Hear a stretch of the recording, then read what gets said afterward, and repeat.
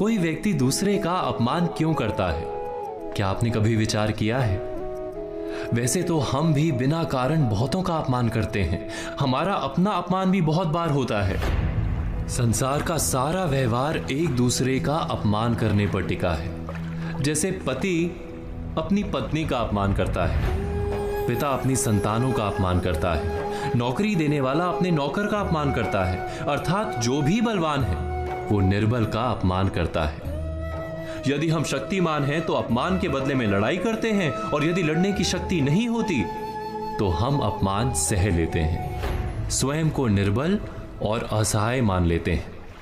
हमें छोटे होने का एहसास होता है।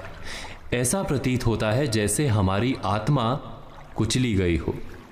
किंतु कोई किसी का अपमान क्यों करता है? जब अपमान होता है तो मनुष्य को अपनी निर्बलता का एहसास होता है, और निर्बलता का बोध मनुष्य को कुचल देता है। वो अधिक से अधिक निर्बल बन जाता है, अत्याचार सहने की आदत सी पड़ जाती है, आत्मविश्वास का नाश हो जाता है। और जब आत्मविश्वास नहीं होता तो मनुष्य शराब और जुए जैसे व्यसनों में सुख ढूंढता है, मन से रोगी बन जाता है। आखिर किसी भी मनुष्य की ऐसी दुर्गति कोई क्यों करता है? अपमान करने वाला वास्तव में क्या सिद्ध करना चाहता है? कभी गहराई से विचार किया है? वास्तव में हम किसी का अपमान करते हैं उसकी निर्बलता सिद्ध करने के लिए, ये बताने के लिए कि हम अधिक शक्तिमान हैं। अर्थात वास्तव में अपमान करने वाला स्वयं अपने आप को शक्तिमान या बलवान सिद्ध करने का प्रयास कर रहा है।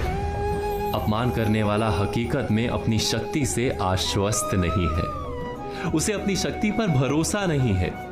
दूसरों को चुनौती देकर वो अपनी शक्ति पर विश्वास प्राप्त करने की कोशिश करता है। क्या ये सच नहीं? जब हम किसी का अपमान करते हैं तो वास्तव में इतना ही प्रकट करते हैं कि हमें अपने बल पर भरोसा नहीं। हमें ये संसार एक अविरत संघर्ष प्रतीत होता है, कभी ना रुकने वाली एक जंग सी दिखाई देती है। हम अपने निकट आने वाले सभी को प्रतिद्वंदी मानते हैं, फिर वो पति या पत्नी ही क्यों ना हो। हमें निरंतर लगता है कि हमें अपनी शक्ति सिद्ध करनी होगी, अन्यथा हमारा शोषण होगा, हम किसी के गुलाम बन जाएंगे। किंतु क्या हमने कभी विचार किया है कि दूसरों को प्रतिद्वंदी अर्थात दुश्मन मानने के बदले कलीग मान लें, हमारी सहायता करने वाले सहयोगी मान लें, अर्थात दूसरे व्यक्ति को प्रेम करें तो उसका अपमान करना आवश्यक ही नहीं होगा। किंतु प्रेम करने के लिए आत्मविश्वास आवश्यक है।